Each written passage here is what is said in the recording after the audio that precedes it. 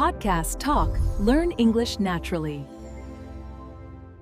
How to manage your time. Hello, everyone. Welcome back to another episode of English Podcast Hub, the podcast where we help you improve your English listening skills while talking about fascinating topics. I'm your host, Daniela. And I'm John. It's great to be back. But before we start, please subscribe and hit the bell so you don't miss a single episode. Done? Let's go. You have the same 24 hours as Elon Musk, Beyonce, and the president. So why are they building empires while you're struggling to find time to do laundry? Because I'm tired, John. No, it's because you've been lied to.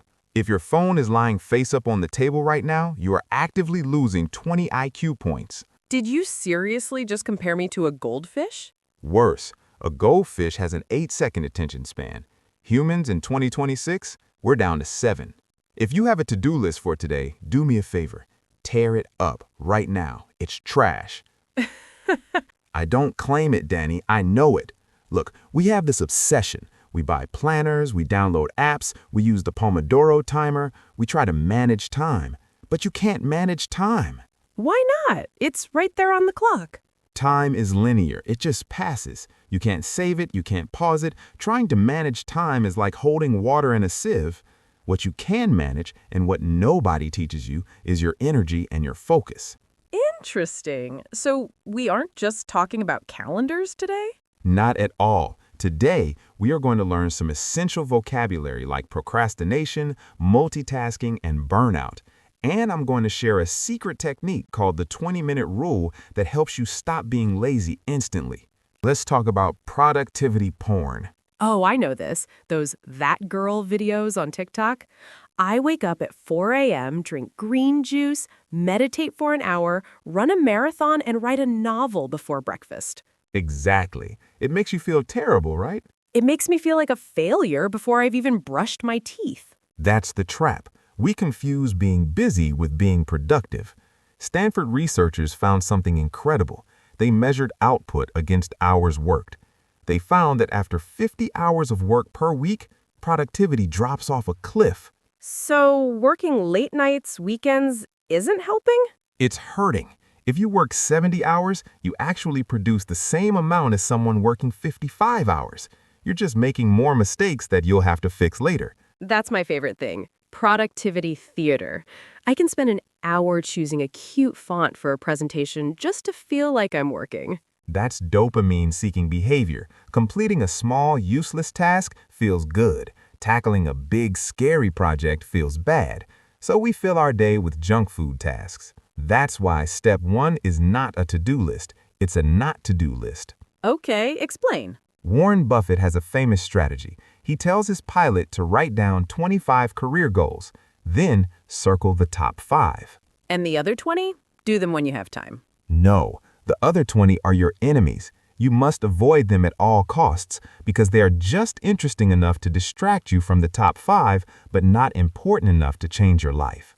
Wow, so my medium importance tasks are actually the villains. Yes. So here is your not-to-do list for tomorrow. Do not check email before 11 a.m.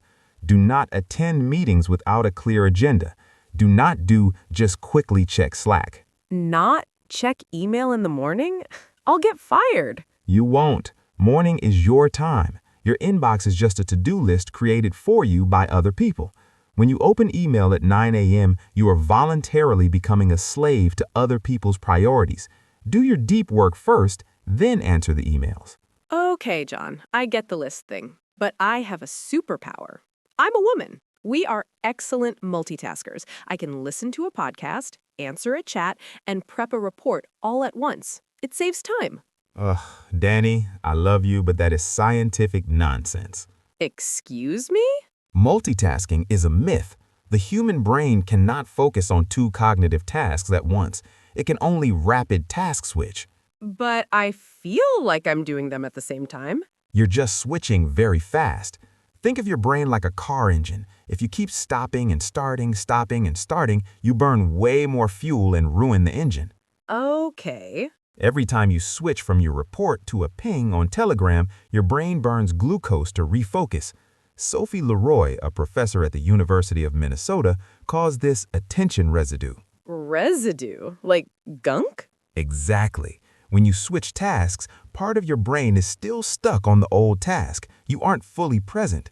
Is that why sometimes I read a page in a book and realize I didn't understand a single word? Yes, because your brain is still thinking about that email you just read. And here's the scary part. A study at the University of London found that in multitasking mode, your IQ drops by 10 to 15 points. Wait, 15 points? That's the equivalent of staying up all night or being stoned. So when I'm trying to do everything at once, I'm basically working drunk. You become functionally stupid. You make more mistakes, you miss details, and you feel exhausted by 2 p.m. Harsh. So what's the fix? Monotasking, extreme monotasking. One time slot, one task. Full screen, no tabs. Phone away. Let's talk about why you're so tired in the evening. Have you noticed that at 9 a.m. you can solve complex problems, but by 7 p.m. you can't even decide what to order for dinner? Oh my God, yes. I stare at Uber Eats for 45 minutes and then just order the same pizza I always get. That is called decision fatigue. Is that a real medical thing? Absolutely. Willpower isn't a personality trait, it's a battery. Every decision you make during the day drains that battery. What to wear, -5%. Coffee or tea, -2%. How to reply to this text, -10%. By 2 p.m., your battery is in the red. That explains why I eat healthy all day and then binge on chocolate at night. My willpower battery is dead? Exactly. There was a famous study of judges. They looked at over 1,000 court rulings. If your case was heard in the morning, you had a 65% chance of getting parole. And in the afternoon? Almost 0%. Because the judges were tired of making decisions, so their brains defaulted to the easiest option, no. That is terrifying. So how do we fix this? You need to reduce the number of trivial decisions. This is why Steve Jobs wore the same turtleneck, why Zuckerberg wears the same t-shirt. So I need to wear a uniform? You need to automate. The night before rule. Lay out your clothes and write your top 3 tasks for tomorrow tonight. Eat the same breakfast. Batch checks. Check email only 3 times a day, not 300. Save the battery for the work that actually makes money? I like that. Okay, guys, quick check-in. Write in the comments, what is the one decision that drains you every day? Is it what to wear, or what to cook, or should I go to the gym? Let us know. While they're typing, let's talk about biology. Danny, are you a lark or an owl? Oh, definitely an owl. Don't talk to me before 10 a.m. I will bite you. Fair enough. See, most corporate schedules are designed for larks, but you need to find your golden hour. What is that? It's the 2 to 3 hour window when your body temperature, cortisol, and alertness are at their peak. For most people, it's about 2 hours after waking up. For you, maybe it's 4 p.m. Yeah, around 8 p.m. actually. I get a second wind. The tragedy is that most people waste their golden hour on commuting or answering emails. You're taking your Ferrari engine and using it to drive to the grocery store.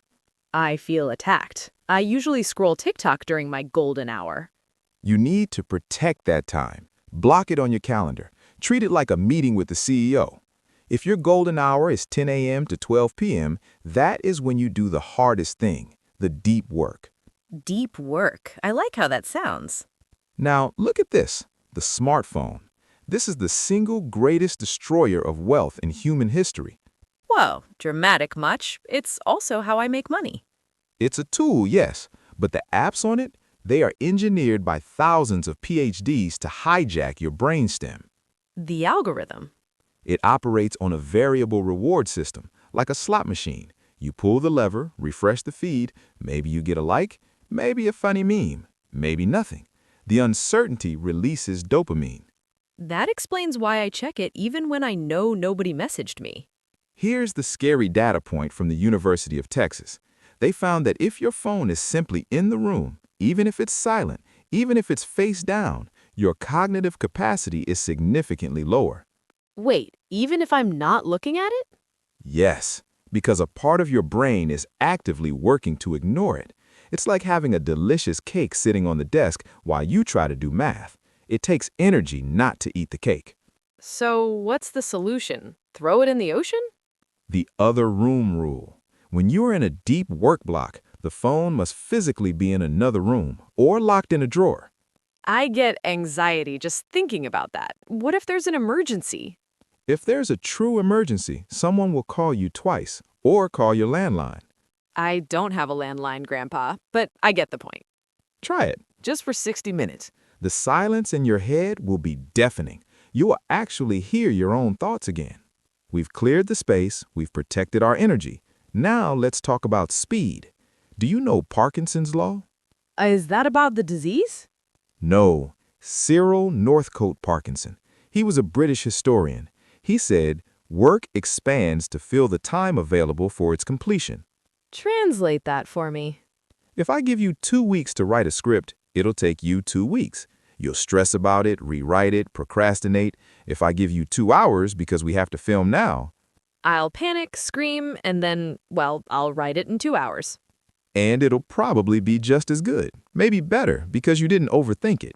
That's true. My best work happens the night before a deadline. That's because the panic monster wakes up and scares away the distractions. So the hack is to create artificial deadlines. How do I trick myself, though? I know the deadline is fake. You raise the stakes. The laptop charger method. Go to a coffee shop without your charger. You have 2 hours of battery. When it dies, you're done. You will work fast. Public accountability. Tweet or tell a friend, if I don't send you this draft by 4 p.m., I owe you $100. Oh, money works. I hate losing money. Exactly. Force your brain into survival mode. Perfectionism is a luxury. Done is better than perfect. John, you've exhausted me just talking about this. Lists, timers, phone in another room. Can I ever just chill? You must. This is the final piece of the puzzle. Strategic laziness. Finally, something I'm good at. You're probably doing it wrong. Elite athletes train hard, but they rest harder. Your brain has a network called the DMN, Default Mode Network. It only activates when you are doing nothing. Like sleeping. Or walking, or showering, or staring at a wall. That is when your brain connects the dots. That's why you get your best ideas in the shower. Because I'm not distracted. Right. But most people today don't rest. They consume. When you finish work and immediately open TikTok or Netflix, you aren't resting. You're bombarding your brain with more data. So scrolling isn't resting? No, it's cognitive junk food. True rest is boredom. Boredom. Walk without a podcast. Wash dishes without music. Let your brain be bored. Boredom is the soil that creativity grows in. If you never let yourself be bored, you will never have a brilliant idea. Okay, this has been massive. But John, I have to ask for the people who are listening to this and nodding, but deep down they feel paralyzed. You know that feeling? The task is so big you just can't start? I know it will. That's the wall of pain. Neuroscientists have found that when you think about a hard task, the pain centers in your brain actually light up, like physical pain. So my homework literally hurts me? Yes, but here's the cure, the 20-minute rule. Tell us. You make a deal with yourself. You say, I'm not going to finish this project, I'm just going to do it for 20 minutes, and when the timer rings, I'm allowed to stop and play video games. And I can actually stop? Yes, but you won't. Why? Because the pain is only in the anticipation. Once you start, the pain goes away. The Zeigarnik effect kicks in. Your brain hates unfinished loops. You will want to finish. The hardest part of going for a run is putting on your sneakers. The 20-minute rule is just putting on your sneakers. I love that. Let's recap. Not to-do list. Avoid the busy work. Monotasking. Stop dropping your IQ. Automate decisions. Save your battery. Phone in another room. Visual friction. Artificial deadlines. Parkinson's law. Embrace boredom. Strategic laziness. If you do even 2 of these things, you are ahead of 99% of people. But remember, watching this video is not being productive. It's procrastination masked as learning. Ooh. So, Here's your homework. Right now, turn off this video, put your phone in the other room, pick that one thing you've been dreading, set a timer for 20 minutes, and go. And write in the comments, what is the one thing you're going to do right now? We will be replying to you. See you there. Don't forget to subscribe. Bye!